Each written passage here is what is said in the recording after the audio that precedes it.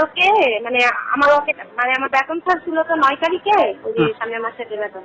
তো ওটা রকেট অ্যাকাউন্টে প্রবলেম হয়েছিল, ঠিক আছে? কারণ আমি আমার লাইনের সুপারভাইজার, তারপরে আমাদের এডমিনে যে স্যার আছে ওনাদেরকে সবাইকে বলে গেছি, ঠিক আছে?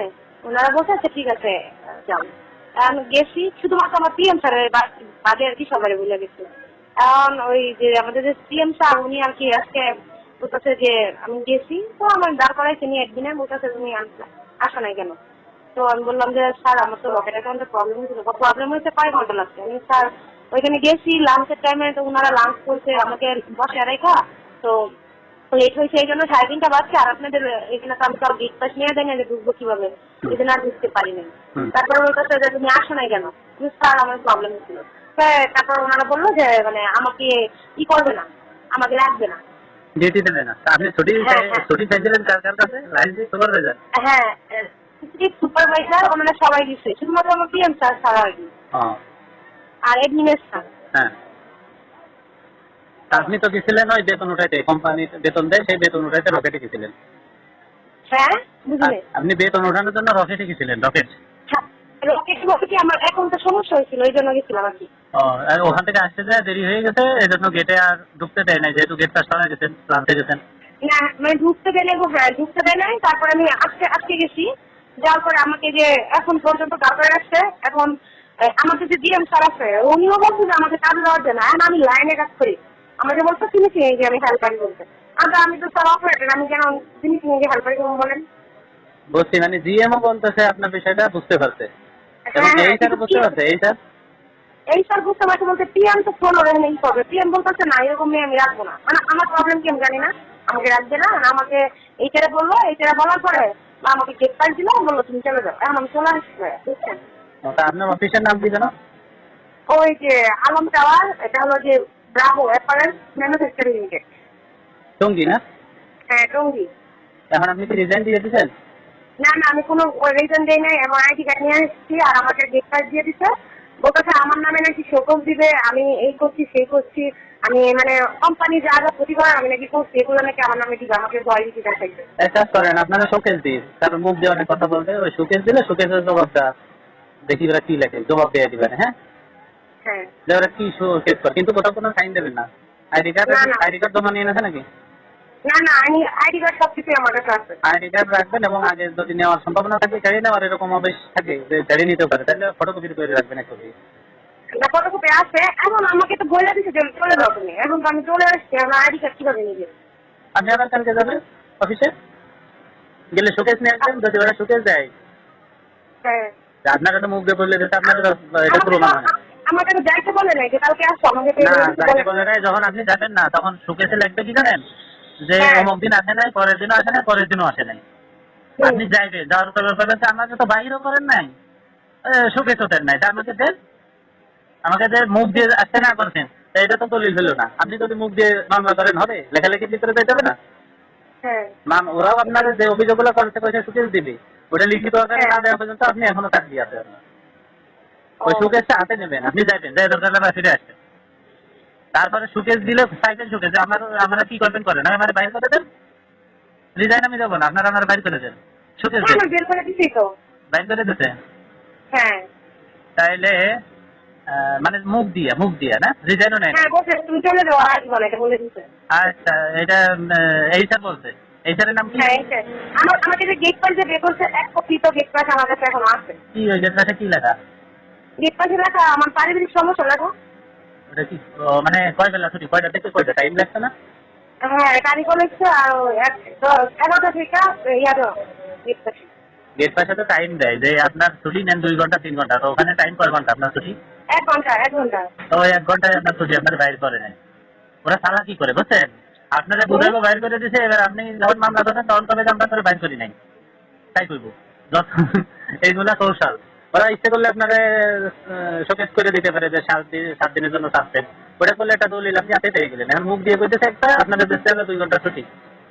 তারপরে সমস্যা নাই, যেহেতু আপনাদের যাইতে দিচ্ছে না। এখন যদি আপনি মামলা করতে গেলে যদি লেখেন যে আমার বাইর করে দিচ্ছে, অফিসে ঢুকতে দিচ্ছে না, তারপরে মানে ওই যে ফটোকপি এক কপি ওরা রাখছে গেট পাশে, যে আমরা তো তার বাইর করি নাই, তাহলে তো আমরা ছুটি দিচ্ছি 1 ঘন্টা।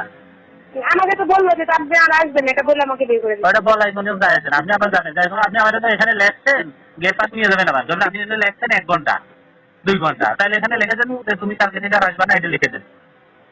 যেটা মুখ দিয়ে বলবে ওটা দেন, আপনি যাবেন আসবেন, কারণ এই যাওয়া আসাটা আপনার একটা প্রক্রিয়া মামলা, বুঝছেন? ওরাও আপনার ওই প্রক্রিয়ায় ওটার জেতার জন্য ওরা তাই করতেছে, আপনাকে গেট পাশে দেখছে 1 ঘন্টা 2 ঘন্টা, কিন্তু ডাইরেক্ট লিখতেছে না তুমি আর আসবে না, যাতে আপনি যখন নোটিশ করবেন মামলা করতে যায় যে আমাকে বাইর করে দিতেছে, তখন ওরা ওই দলিল দেখাবে যে আমরা ওদের বাইর করি নাই। এই জন্য ওরা প্রশ্ন আছে, সমস্যা নেই, আপনি কালকে যাবেন, যাই ঘন্টা আমার এখানে বাইর করে দিতেছেন কইছেন, গেট পাশে লেখছেন 2 ঘন্টা, এখানে লিখে দেন তুমি আর অফিসে আসবে না, এটা লিখে আমার দেন, ওইটা নিয়ে যাবেন আবার। স্যার একটা প্রবলেম হয়েছে, এটা হলো কি যে আমার বড় ভাই মানে এইখানে চাকরি করে, ওই অফিসে চাকরি করে, এখন যদি কোনো সমস্যা করে, ওর কি কোনো সমস্যা না, করবে? ওর কোনো সমস্যা হবে না। আর ওর যে সমস্যা করতে আপনারা যা করছে, আপনি খারাপ তার সমস্যা করতেই পারে, আর আপনি যে ভালো ব্যবহার করেন যে আপনার ভাই বিপদে বলবে না, আর একজনের বিপদে বলবে না, সেটাও না। যার সাথে যা করবে এমনিই করবে, আপনারা এগুলো করার কারণে আরেকজনের উপরে কিছু করবে না, যাদের করবে তাদের এমনিই করবে। আর আপনার সাথে এগুলো করে তখন পার পাই যাবে, একদিন না একদিন আরেকজনের সাথে এরকম পানির মতো করবে। আর আপনি যদি একটু কঠোর হন, চলে আসেন, চাকরি করেন না তাও ভালো, কিন্তু একটু কঠোর হয়ে যদি আইনানুসারে নেন, হ্যাঁ মামলা সামলায় যান, তাইলে দেখবেন আর একজনের সাথে এরকম করতে হবে না। যদি মামলাটা আমরা করতে টাকা পয়সা লাগবো, না, টাকা পয়সা লাগবে না, মামলা করতে কোনো টাকা পয়সা লাগবে না, 1-200 টাকা এটা কোনো ব্যাপার না। আপনি 1-200 টাকা আমাদের এটা আমি শুনছি, শোনেন স্যার, ওই আমাদের যে কোম্পানির মালিক উনি নাকি মানে বাইরের মানুষকে টাকা দিতে রাজি আছে, কিন্তু সরকারকে 1 টাকা দিতে রাজি না। তাই থাক, টাকা তো দিবে আপনার নাকি আরেকজনে দিবে, আর আরেকজনে দিলে আপনি পাইবেন কত 5,000, আর একজনটা দিলে 10-20 হাজার টাকা দেওয়া লাগবে, তাহলে এটা আপনার দিতে না। কথা হলো যে আমার কাছে আমার যা কাকে খাক, স্যার শুনেন, মালিক তো একটা বড় মুখ, আমি কি মালিকের সাথে পারবো কম? আপনার কিছু করা লাগবে না তো, মালিকের সাথে কি আপনি যুদ্ধ করবেন? আর মালিক কি আপনার সাথে মারামারি করছে? কিছু করে নাই, মালিক বড় লোক, মালিক আপনার সাথে চেনেও না। এই ওর সাথে যারা আছে এইচআর পিএম এরা তো আপনার সাথে লাগবে না, এরা কি রাস্তায় আপনার আসতে না। যা কিছু করার হবে এগুলো আইনে আদালতে লিখিতভাবে হবে, আদালতে যা করার করবে। আপনি এক জায়গায় কি করে মামলা ঢুকে দেবেন, দিয়ে আপনি আরেক জায়গায় ডিউটি করলেন। এখন স্যার আমাকে তো ওরা বলছে যে আমাকে ফিনিশিং এ দিবে কাজ করার জন্য, স্যার আমি তো ওই কাজ পারি না। সমস্যা নেই, ফিনিশিং এ যারা থাকবেন আর সুতা কাটবেন ধরে যার আমি এটা বেশি পারি না, আমি বাইর করে দেন, ওরা লিখিতভাবে বাইর করে দিন। আর কালকে যান দেয়, আপনি কালকের এটা যাবেন হলো মামলা করার সূত্র এটা, হ্যাঁ ওরা তার জন্য আপনাদের গেট পাস দিতে আপনারা বুঝাইছে বাইর করে দিচ্ছে, এই জন্য আপনি যাতে না যান। কিন্তু যখন একটা মামলায় যাবেন তখন কোনো আপনাকে গেট পাস দিচ্ছে বাইর করে নিয়ে 1 ঘন্টা দিচ্ছে। এই জন্য আপনি কালকে যাই করবেন যে আমার গেট পাশে এখানে লিখে দেন যে তুমি আর আসবা না, এটা লিখে দেন, এই সাথে যাই করবেন। তারপরে যা হয় ওই গেট পাশের আবার ছবি উঠে রেখে নেছে, হ্যাঁ এগুলো গেট পাশের ওরা খুব মুড়ে রেখে দিচ্ছে। ওই তো এই জন্য যখন ওই গেট পাশে আপনি যখন মামলা দেবেন আমার বাইর করে দিতে, তখন ওই ছবি ওরা শো করবে আদালতে যে আমরা এটা বাইর করি না, গেট পাস দিয়েছিলাম। গেট পাস দিতে 1 ঘন্টা, ওরা পরের দিন আসে নাই, তারপরের দিন আসে না, 3 দিন আসে নাই। এই জন্য ওরা বসে গেছে, এগুলো করা যাবে না। কেন যাবেন যাই করবেন যে আমার এনে লিখে দেন যে তুমি আর আসো না, 1 ঘন্টা লিখছেন কেন, বুঝছেন? মানে তুমি আর আইছো না, এটা লিখে দিতে বলবো। হ্যাঁ, যা মানে যা বলতেছেন মুখ দিয়ে আইসো না, তো সেটা লিখে দেন।